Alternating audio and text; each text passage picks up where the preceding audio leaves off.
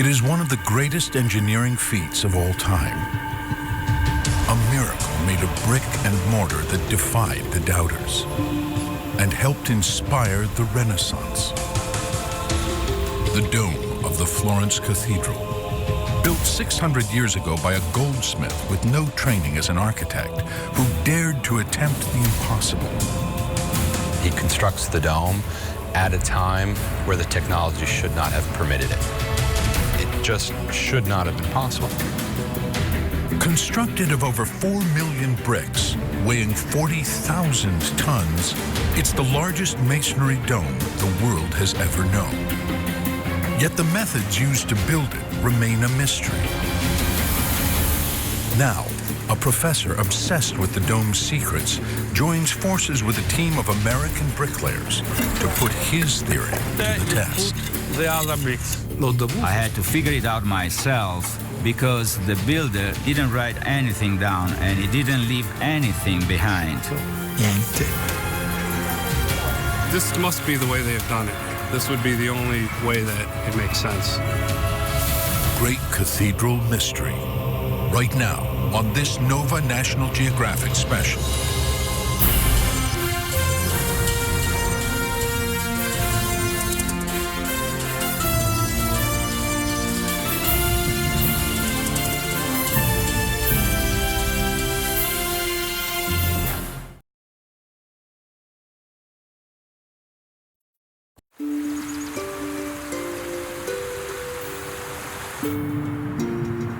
Florence, Italy. For centuries, travelers have been coming here to gaze at the wonders of the Renaissance.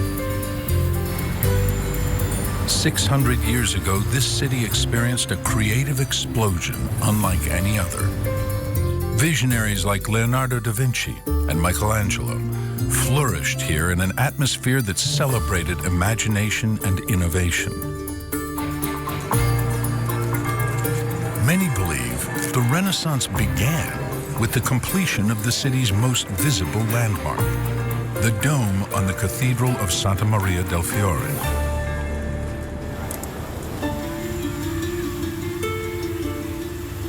Built 60 years before Columbus sailed the Atlantic, without the use of modern machines or materials, the dome is still the largest of its kind in the world. It's an icon shrouded in mystery, because no one knows exactly how it was constructed. Certain features of the dome stand out. It's in the shape of a pointed arch with 8 sides rising to a central point, topped by an enormous marble lantern. But there is more to it than meets the eye.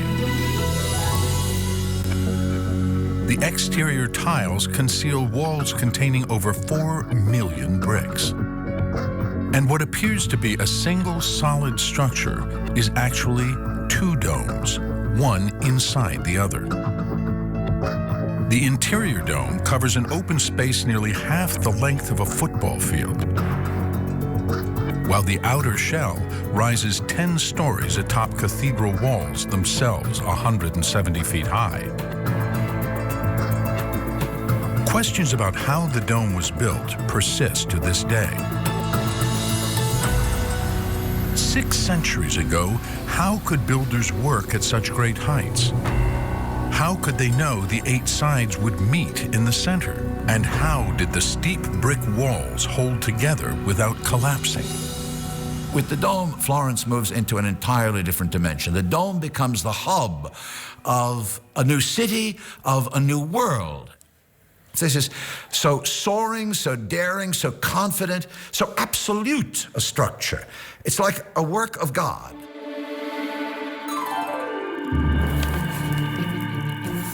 But the dome is the work of a man, one of the most elusive and enigmatic geniuses of all time.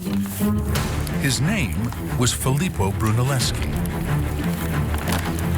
Trained as a goldsmith, he had no experience in architecture or building, yet he took on what seemed to be impossible, keeping 40,000 tons of masonry curving through the air without caving in to the floor below. Experts are still trying to understand how he managed to defy gravity. He constructs the dome at a time where the technology should not have permitted it. How is it possible that he built the thing when he did? It just should not have been possible. By all accounts, Filippo Brunelleschi was a suspicious and secretive man. Unlike Leonardo, he left behind no notebooks, no drawings, no blueprints for later generations to study. So for centuries, scholars have been trying to uncover the secret of Brunelleschi's dome.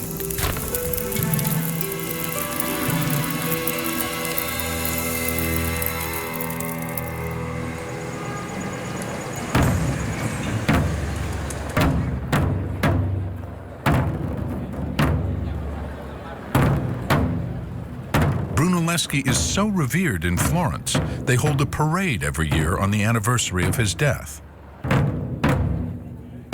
The destination, his tomb within the great cathedral itself. Leading the ceremony is Massimo Ricci, professor of architecture and engineering at the University of Florence. Ricci has spent 40 years of his life trying to understand the master's methods. For Ricci, Brunelleschi has become an obsession.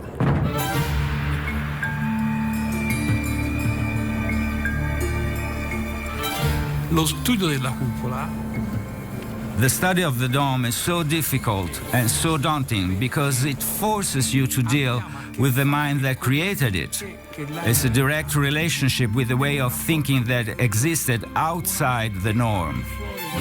And that engagement inspires a kind of fear, but at the same time a great respect for him that is beyond measure.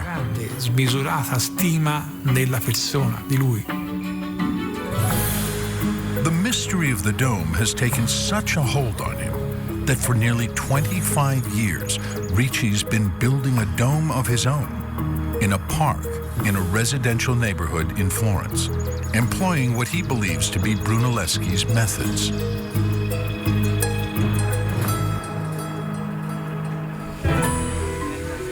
He began construction in 1989. Since then, the model has served as an open-air laboratory, with Ricci playing the role of Brunelleschi and crews of architecture students putting his ideas into effect.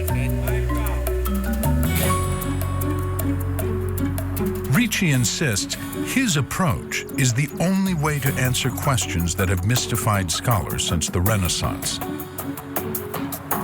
Sono l'unico. I was the only one who felt the need to build a model on such a grand scale to understand more deeply all the secrets hidden within the dome. Problematiche della cupola. Now, Ricci's experiment is at a crucial point in the process. With over 400 tons of masonry in place, the walls are beginning to bend inward. The pull of gravity is unrelenting, and the danger of collapse is very real. Soon, it could be too risky for students to continue the work. Per capire la cupola. To understand the dome, you have to go through the problems of the bricklayers. Whoever doesn't do this is going to make a big fool of themselves. Delle grandi brutte figure. Cenzo, te devi spostarti un po' qua. Basta. In the Renaissance, there were no lasers, computer-animated models, or detailed blueprints to guide the process. Builders relied on ropes to control the progress of the work. Ricci is convinced that the secret to the dome has something to do with a special way Brunelleschi used rope lines to establish how each brick should fit into place. No, Troppa? No, no. Ricci's dome is 1/5 the size of Brunelleschi's, but still huge. Large enough, he hopes, to prove his theory of the secret of the dome correct. I think oftentimes when you have an artist whose personality remains as vague as Brunelleschi's. Inevitably, what scholars do is to almost assume the role of the artist. What you're trying to do is to put yourself into the mind of the architect. Trying to find the secret of the dome is trying to find the secret of Brunelleschi. The search for that secret begins in the years just before the Renaissance. At the dawn of the 14th century, a kind of medieval arms race is raging between Florence and other emerging city-states like Siena and Pisa, each trying to outdo the other by building bigger and bigger cathedrals. Florentines are very creative people. They're also very competitive people. That means, among other things, they want to do what no one else has done. And they decided that other cities in Tuscany, other cities in Italy had grander temples than they did. And so they wanted to compete with them, and more especially, they wanted to outdo them. In 1293, the city leaders of Florence form a committee to oversee the construction of a new cathedral. They want theirs to be different from any other. Florentines dislike the look of the Gothic cathedrals that have been spreading across Europe for over 100 years. They consider them too cluttered, with their walls propped up by flying buttresses and their many tall, pointed spires.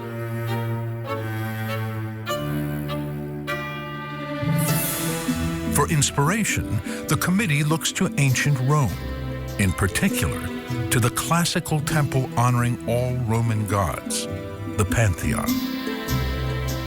It was famed for its unrivaled dome, made of poured concrete.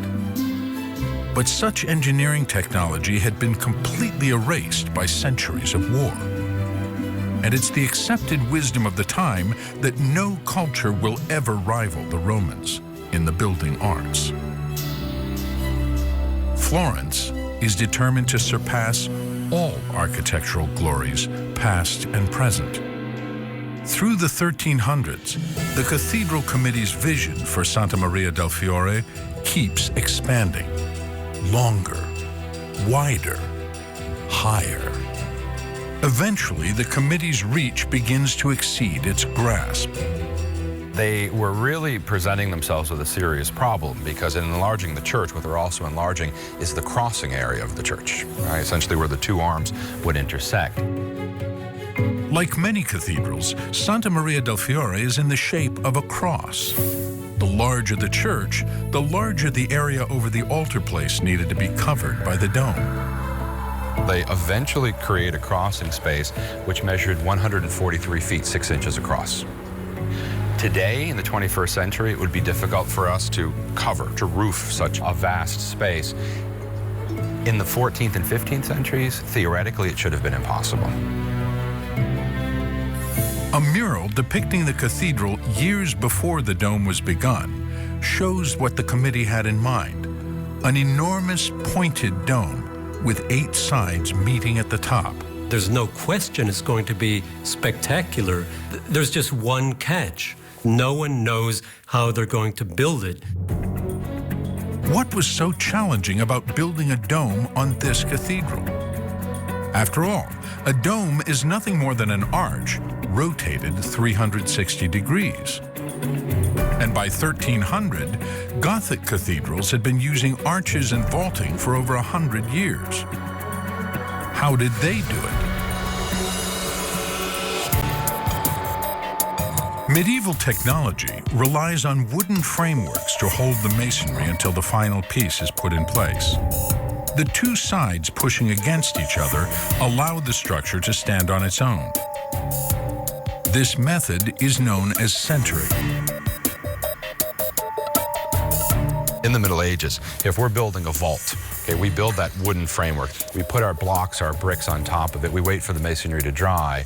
Then we make the sign of the cross, pull the wooden framework away, and run like hell, because the failure rate on most of these vaults was about 50%. But this technology would not work in the Florence Cathedral.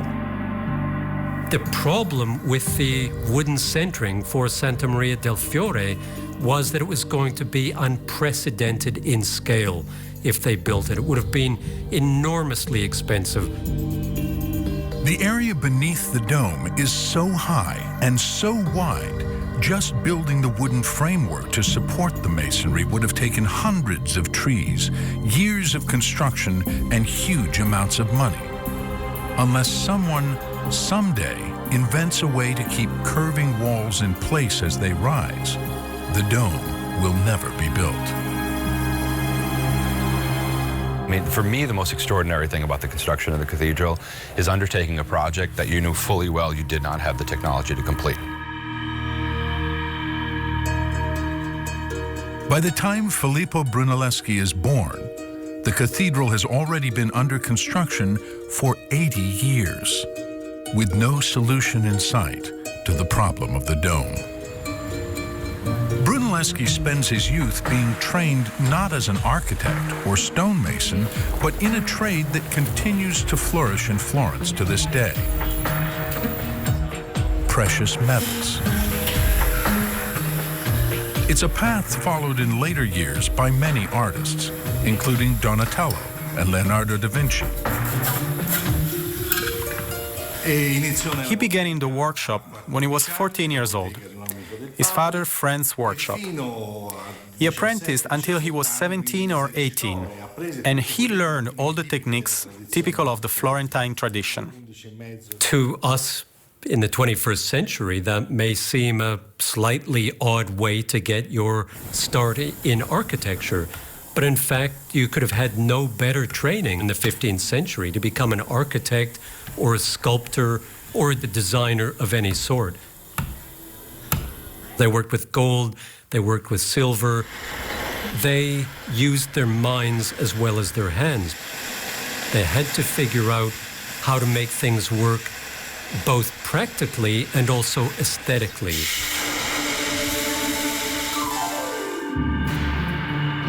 Brunelleschi first attracts public attention in the year 1401. Just 23, he enters a competition to decorate the most revered building in all of Florence, the baptistry. For centuries, Florentines, including Dante and the Medicis, have been baptized here. And the building needs a new set of ornamented bronze doors. And Filippo Brunelleschi, being very ambitious and very talented, threw his hat into the ring. It's the most important artistic competition for a public work that everyone will see, that will immediately create fame and prestige. And he manages to become one of the finalists, along with another beginning master, Lorenzo Ghiberti. The competition involved casting a trial panel, making an experimental piece to show what you could do. So everyone was given the same amount of bronze and told, go away to your workshop and make us something. Entrambi producono. They produce two panels, which luckily still survive. In these two panels, there's a confrontation between the classical style of Ghiberti and the Renaissance of Brunelleschi. E il Rinascimento di Brunelleschi. L'Abramo di Lorenzo Ghiberti. The Abraham of Lorenzo Ghiberti is very beautiful. He has a long, curly beard, flowing hair. The scene is very decorated.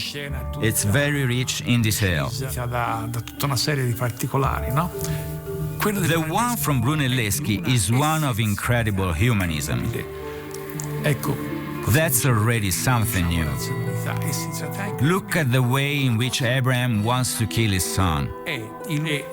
While the Abraham of Ghiberti is just in his pose with the knife and the son is there casually, almost like he's ready to be stabbed. In the one by Brunelleschi, he's taken his son by the throat, and you can see that he has placed his hand where the blood is flowing, because he wanted to stun the child, because he didn't want the son to feel the pain when he stabbed him with a knife.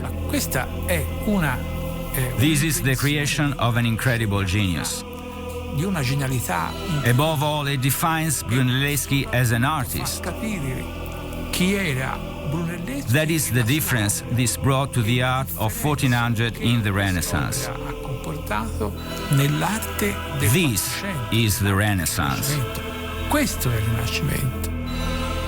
Both panels are masterpieces, but Brunelleschi's vision may have been too far ahead of its time. The commission goes to Lorenzo Ghiberti. Losing the commission to Lorenzo Ghiberti, I think there's no question, hurt Brunelleschi very badly and in many ways shaped his career and the way that he proceeded after that. Brunelleschi may or may not have understood why he lost, but certainly from that point, Filippo Brunelleschi must feel that he has to carve out a new niche for himself. Following the competition, the disappointed Brunelleschi leaves Florence. Little is known about his life for the next 15 years, but it's clear he spends time in Rome, studying the ancient monuments.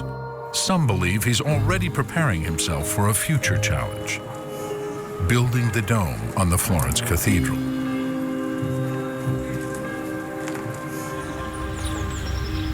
Here in the nearby park, Massimo Ricci's dome is at a critical point. He and his helpers are preparing for its biggest test yet. With the walls increasing in height, Ricci is concerned about having his students continue the work.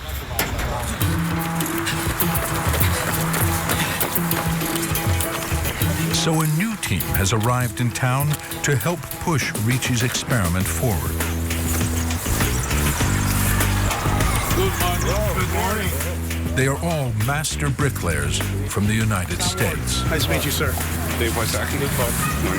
Don Hunt, nice to meet you. I think we're starting here. They're members of the International Masonry Institute, an organization that trains workers in the craft of bricklaying. 1/4 inch, 1/2 inch, however many millimeters it is. No inches here. No, it's millimeters. Yeah, sorry. Each one has more than 20 years on the job. Not in Florence for the food or the works of art. They are here to lay some brick. There you go, perfect. The bricklayers understand the basic structure of Brunelleschi's plan. The 8 corners of the dome, where the walls meet, act like the ribs of the dome. Once these corner ribs meet at the top, they form powerful arches. Together with smaller interior arches, this goes a long way toward holding the 40,000-ton mass together. Basically, it's a series of 4 Gothic arches that come up this way. So if you see that this rib here, the opposite one there is going to come up, like that. So you've got a series of 4 Gothic arches that all should meet in the middle. That's the key. Working on the model, the Americans will be confronting the key mystery of the dome. Until the curving walls connect at the top, what keeps them from falling to the ground? And what magic did Brunelleschi use to defy gravity? You know, I've built a lot of things from stadiums, baseball, football, but I've never ever worked on something like this. We use different mechanisms to hold arches in place, and once we're done, we take them out. But this is freestanding, which I've never, ever seen construction like this before. Their first task will be to literally learn the ropes and begin to understand Ricci's theory. They are very okay.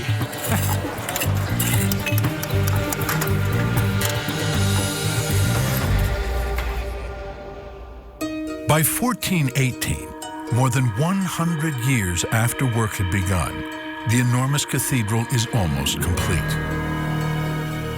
It's bigger than any other in the world. But without a dome, it is in danger of becoming the world's largest joke. It's clear the people of the city were worried about this problem. All the Florentines were talking about it. They knew very well that they risked looking bad in front of their rivals. They realize that building has got to the point where they cannot put off any longer how they're going to build this. And so they put forth a competition saying that whoever has any ideas about how on earth we can do this, we're open. It's sort of answers on a postcard, please.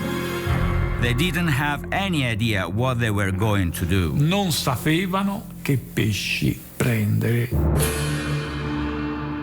Proposals for the dome come pouring into the committee, but they all share a fatal flaw. They depend on using wooden framework to keep the bricks in place during construction. Only one candidate promises to build a freestanding, self-sustaining dome: Filippo Brunelleschi.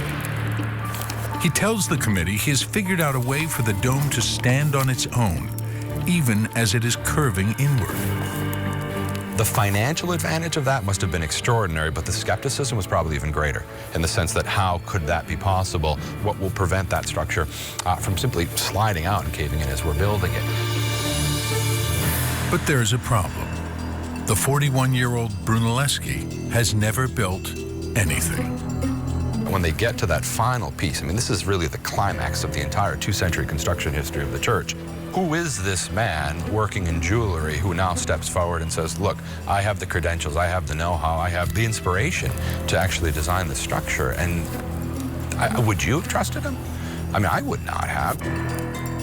Perhaps Brunelleschi's supreme self-confidence impresses the committee because he clearly does not have all of the problems worked out in advance. I think that Brunelleschi had a very clear idea of how to build that dome, but realized that there were certain construction details that he could only figure out as the work was in progress. Filippo, being extremely secretive and not wanting anyone else to know his plan, said, I'll show you how to do it when you give me the job. Give me the job and I'll begin doing it, and you'll see that it works. Everyone else had shown his plan. Brunelleschi refused. He said, I know how to build it. Only I know how to build it. I've studied the ancient Roman structures. I already see it built. And so they said, well, you have to tell us something. So he said, bring me an egg. And he said, anyone who can keep this egg standing upright on the marble tabletop will understand how I'm going to build the dome. Imagine all of these eminent master masons from all over Europe trying to get it to stand upright on its own. All of them fail. So they give the egg to Brunelleschi and say, show us what you mean. And Vasari, who tells this story in the 16th century, uses a very vulgar term. He says, Pippo ruppe il culo al uovo. Pippo, Filippo's nickname, broke the egg's ass. So he breaks the bottom of the egg. They say, well, we could have done that too. And Brunelleschi says, yes, and you would be able to build the dome if you know what I know. 17 years earlier, his radical vision may have cost him the competition for the baptistry doors. This time, Brunelleschi keeps his idea secret for as long as possible, asking the committee to trust him. Had he told the assembled company his secret, it would have been something that they wouldn't have understood. A special brick pattern, a special kind of brickwork that he was going to use in the interior of the dome. In April 1420, the committee comes to a decision. They choose Brunelleschi, along with two others, including his old rival Ghiberti, to build the dome. If he ever was going to have a moment of doubt, I think that would have been the one, because he would have seen up close and personal the magnitude of the task that literally lay before him at that point, because he would have looked across this chasm, this yawning gap. He must have, at some level, gulped and thought, am I going to be able to do this? Brunelleschi quickly emerges as the leader and takes on his first challenge, lifting the building materials 170 feet to the work platform above. Technologically, the means did not exist. Up until Brunelleschi's time, lifting devices were referred to generically as the rota magna, okay, or as the Great Wheel, which was a large wooden wheel that looked very much like a modern gerbil cage, inside of which human beings would walk, causing the wheel to turn, and as that wheel turned, it would coil a rope. Okay, and that coiling would gradually then lift an object based on the lifting power of the people who were actually walking inside. Brunelleschi realizes that the old method could not be used in a project this large and a work site this high. He invents a hoist that uses oxen rather than people to raise and lower the loads. This is really Brunelleschi as the engineer, Brunelleschi as the inventor. They're turning a wheel that would turn a vertical shaft, and it in turn would have a series of cogged wheels that would then interlock with other cogged wheels. And so as the oxen are moving in one direction, they could of course lift weight upward, okay? But more importantly, Brunelleschi realized we're not going to have to only lift weights up, we're going to have to lower those weights as well. And so he introduces what is the first ever reverse gear in history. Keeping the oxen moving in the same direction saves valuable time. The hoist raises or lowers material depending on which of two horizontal wheels locks into a vertical wheel on the drum holding the rope. When a load needs lifting, the bottom wheel engages, and the drum gathers rope in. When a load needs lowering, the top wheel is set in place to turn the drum in the opposite direction. By simply changing which of the wheels interlocked with the large vertical one, you could then change the direction technically of actually lifting or actually lowering the material down to the ground. The oxen could walk all day long in the same direction, keeping materials flowing to and from the workplace above. In 3,000 years of engineering, no one had ever done that. He pushed beyond a boundary that no one else had crossed. No one else had even got to that boundary. Brunelleschi crossed over it. Brunelleschi had solved the problem of lifting nearly 40,000 tons of material up to the worksite. Now, the former goldsmith has an even bigger challenge, connecting 8 massive walls together to form the world's largest dome. Florence holds its breath as the walls begin to rise. Around 1425, 5 years into the project, the bricks, by design, start to curve inward. Without a wooden framework to hold the weight, the project is entering dangerous, uncharted territory. The old methods of bricklaying would no longer work.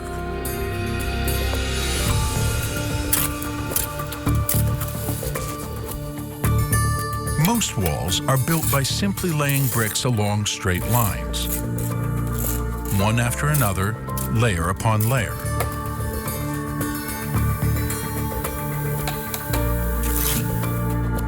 Russell Gentry, a professor of engineering at Georgia Tech, has studied Brunelleschi's methods. So if Brunelleschi had built the wall in the simple way you see here, you would have layers of brick and layers of mortar. And the layers of brick and layer of mortar are very simply separated by one another. And the layers of mortar represent planes of weakness through the wall. What we see here is that the wall is leaning in. Gravity is pulling it in towards me. And so a crack could form in one of the layers of mortar. The mortar is weaker than the brick, and the whole thing could rotate, and all of this brick could fall in. The time had come for Brunelleschi to share part of his secret plan with the world. That's the point in the building where support of some sort was always needed. And Brunelleschi had to begin using this special pattern of laying bricks that he himself seems to have invented. In Brunelleschi's new design, horizontal bricks are interrupted by others set vertically. Instead of continuing in one straight line, the bricks zigzag. In the area between the two domes, that pattern is visible today, but only in small patches that remain unplastered. In Italian, the design is called spina pesce, spine of the fish. English speakers call it herringbone.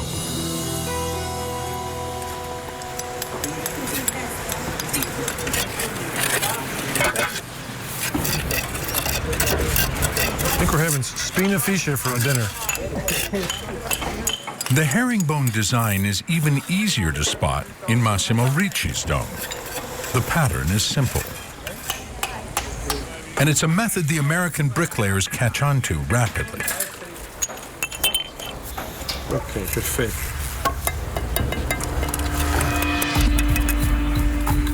They lay the vertical bricks first. These are the spines.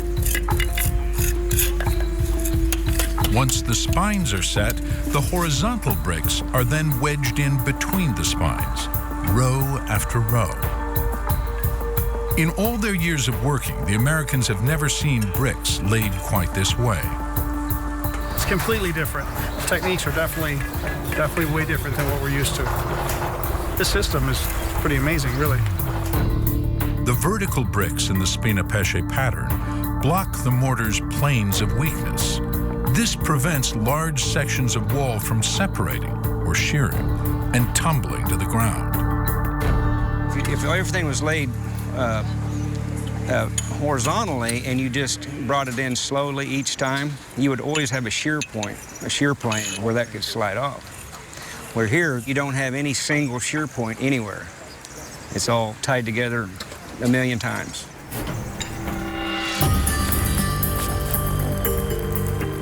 The herringbone brick pattern is so untested at the time, Brunelleschi has had to convince the cathedral board and the workers to allow him to use it.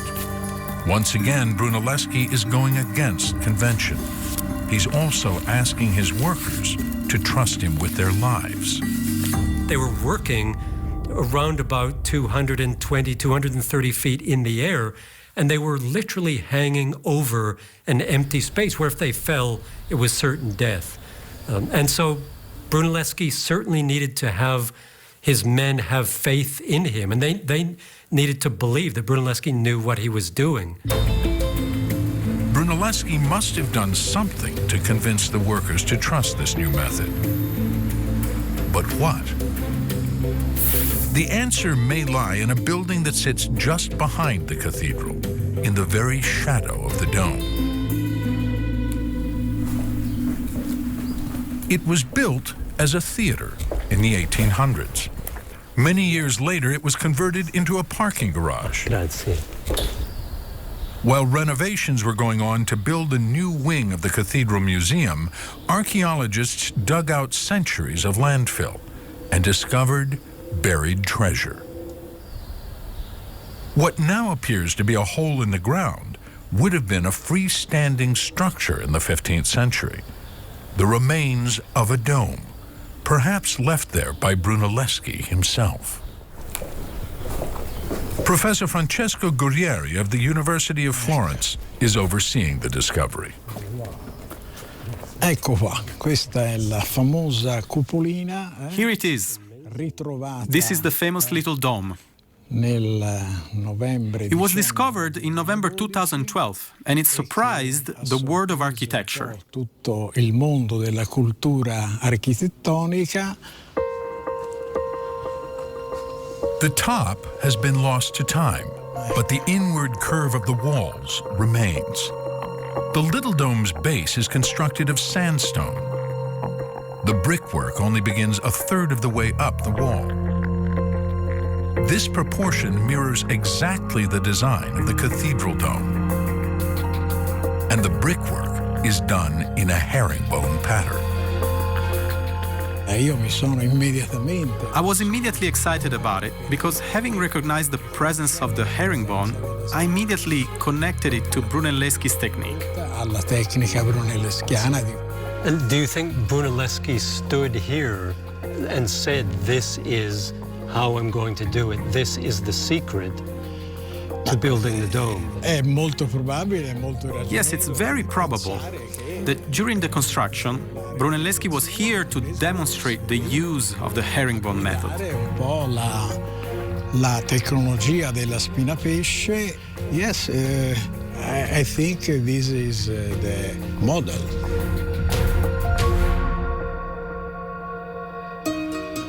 But the new discovery features one obvious difference. It's round, while the cathedral dome appears to have 8 individual walls. But appearances can be deceiving.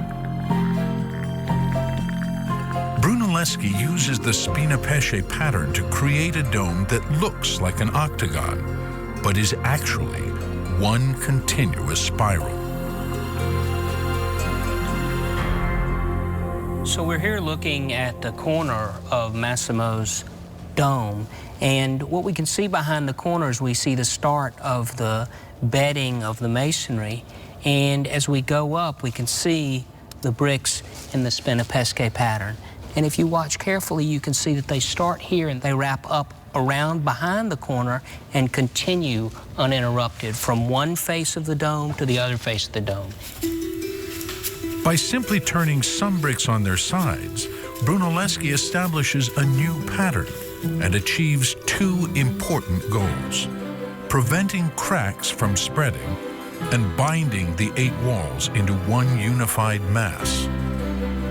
The spiral form resists the forces of gravity more effectively than an 8-sided dome. For many, Spina Pesce is the secret of the dome. But the construction of the dome involved many secrets, something the American bricklayers have come to understand from their time with Massimo Ricci. Yeah, but look at that, that's one piece. After 2 weeks on the job, they're ready to compare their work to the real thing. The interior dome is completely covered by a religious mural. Wow. The area between the shells offers only glimpses of key elements. This is a corner rib. See that? Yes. That would be an interior rib.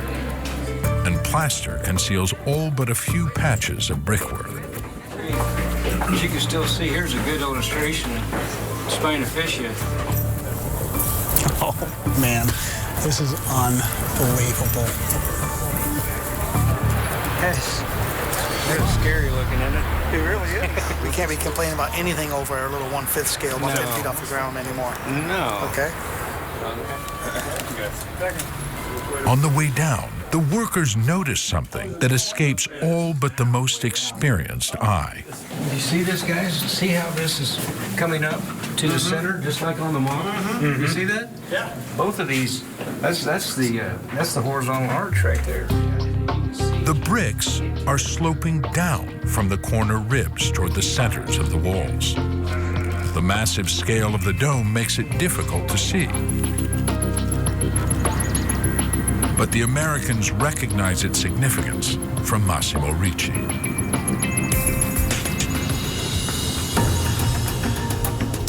The important feature barely visible in Brunelleschi's dome becomes clear in Ricci's model. The tops of the walls don't follow a straight line as they go up. They dip from corner to corner. Within each wall, this creates an inverted arch, one of the most stable forms in architecture. These arches, combined with the Spina Pesce pattern, keep the bricks firmly in place, directing the weight of the masonry downward through the walls, preventing them from collapsing inward. It's an ingenious design, and Ricci struggled for years to figure out how Brunelleschi made it work, and how he ensured that the walls all met perfectly at the top, nearly 300 feet above the ground. Ricci was sure the answer lay in one of the primary building technologies of the time: rope lines, which Renaissance builders used to guide their work. If Ricci could figure out how Brunelleschi set up his ropes, he could unveil one of the dome's most overlooked secrets. He knew the guide ropes must have been attached to a large platform built into the base of the dome. But in what pattern? I had to figure it out myself because Brunelleschi didn't write anything down and he didn't leave anything behind. Niente. Ricci sketched out hundreds of possible designs, trying to unlock Brunelleschi's secret. Then he heard about a 600-year-old document stored in the Florentine State Archives.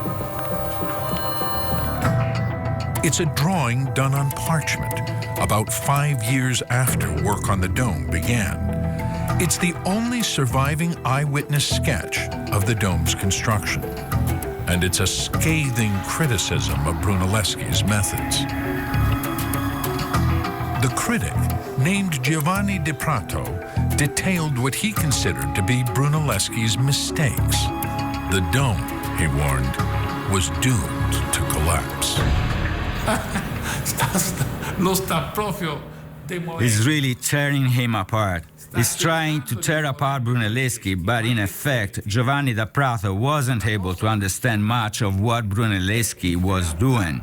Giovanni di Gerardo da Prato non è riuscito a capire fino in fondo che cosa Brunelleschi stava facendo. Di Prato may not have understood Brunelleschi's system, but he was thorough in his observations. He carefully sketched the rope lines Brunelleschi was using to guide the construction.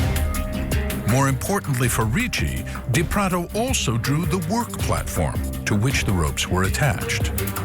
Here, Ricci noticed something unusual, a thin line curving around the platform. To Ricci, it looked like a flower, and he immediately saw it as the key to Brunelleschi's system. When I saw the platform with the flower drawn on it, I said, well, I'm at the right place. Io dissi, ma allora io sono a posto. Ricci incorporated the flower into the work platform of his model, using it to guide each wall's construction. Rope lines are important building tools even today, and the Americans catch on quickly to Ricci's system. One worker stationed on the platform hooks a line to the flower. Another on the top of the wall handles the other end of the rope. The rope controls the angle and the height of the bricks. Can you see now? Hey, can you hold that there for a second? Concentrate on this one right here that's moving. The one that Bob has a hold of, it sets the line up for that spina fissure. So it's essentially their guide. And that's why the shape of the flower is so important. As the platform worker moves the line along the flower, the rope transfers the curve of the flower to the wall. This creates the inverted arch. The walls may be strong, but for the dome to work, they must meet together at the top. One small miscalculation repeated hundreds of thousands of times would lead to disaster.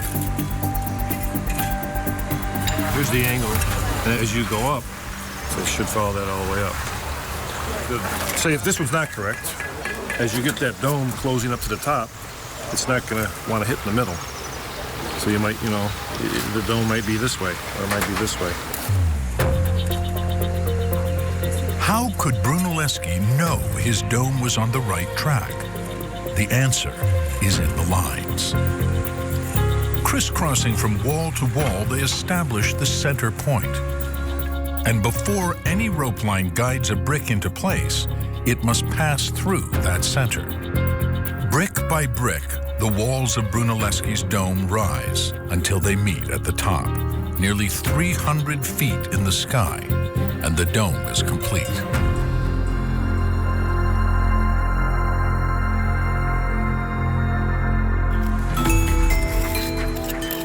For Ricci, the ropes guiding the bricks provide the real key to the mystery of the dome. I can say with the utmost certainty, this is the true secret of Santa Maria del Fiore. essere il vero segreto di Santa Maria del Fiore. After 2 weeks of working on Ricci's dome, the Americans seemed convinced by his experiment. This must be the way they have done it. Without putting a support underneath there, this would be the only way that it makes sense. It's the flower, and it's the herringbone pattern. Those are the two things that solve the puzzle. You wouldn't be able to build a dome like that without those control measures.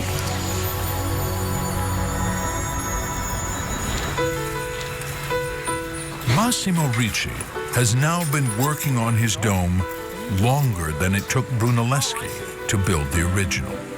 His model will remain an open laboratory for those studying Brunelleschi's methods and as an argument for the importance of the flower. It's possible that Ricci, unlike his hero, will never see his work finished. That if you look at the dates of the building, 1420 to 1436, 16 years. That's the blink of an eye. That's very, very quick. And it's wonderful to think that he saw it completed. He was able to look at it. He was able to walk past the building and think to himself, I built that, I did that. With the dome, Florence moves into an entirely different dimension. The dome becomes the hub of a new city, of a new world. It is the expression of a self-confidence that no longer knows limits. People need works that can speak to them of their own capacity to dream. Brunelleschi's dome is perhaps the biggest of those works in the history of world art.